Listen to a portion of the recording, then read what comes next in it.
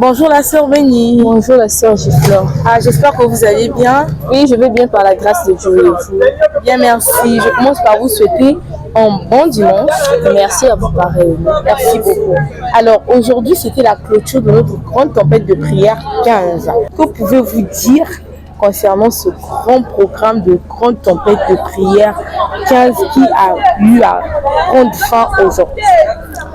Merci pour la parole à sœur Gifleur. Ce que je peux dire par rapport à ce programme de grande tempête de prière, c'est que c'est un programme qui nous a permis d'être éveillés spirituellement. Je prends le cas de moi personnellement. Je n'arrivais plus à prier, j'étais en baisse spirituellement.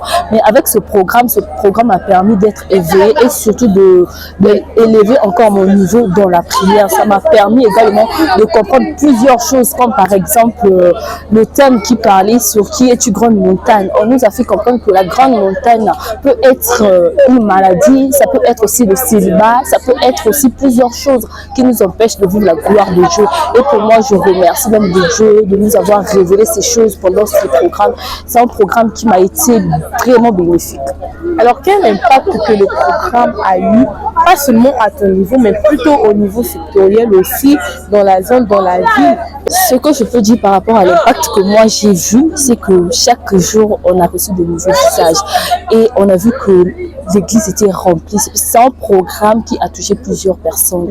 Et déjà, on a eu ceux qui venaient d'ailleurs, on a eu des invitations, des gens qui ne priaient pas avec nous, mais qui sont quand même venus assister à ce programme. Donc, ce que je peux dire que il y a eu vraiment un impact positif par rapport à ce programme. Alors, qu'est-ce que vous avez pu retenir pendant ce grand programme de grande tempête de prière 15? Et qu'est-ce que vous pouvez dire aux frères et sœurs qui ne souffrent pas en conseil? Ok, ce que je peux dire et ce que moi j'ai reçu pendant ce programme, tout d'abord, j'ai compris que lorsqu'on parle de la montagne, c'est pas forcément quelque chose qui nous empêche, par exemple, de faire certaines choses. Ce que j'ai compris, c'est que la grande montagne, par exemple dans mon cas, peut être le chômage. Si je vis le chômage ou bien je vis les choses qui se répètent dans ma vie, cela doit m'interpeller à me dire que c'est une grande montagne qui est là.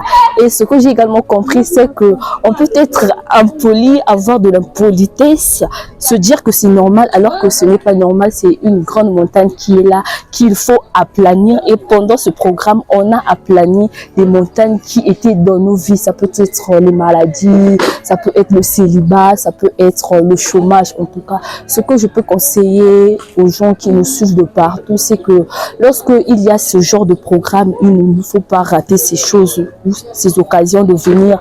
Venez nombreux, venez participer à ce programme, venez découvrir avec nous les types de montagnes qui nous empêchent de vivre la gloire de Dieu, la grandeur de Dieu, qui sont des obstacles, qui nous empêchent, qui empêchent Dieu à faire de grandes choses dans nos vies. C'est ce que je peux dire par rapport à ce programme qui m'a été vraiment très très bénéfique.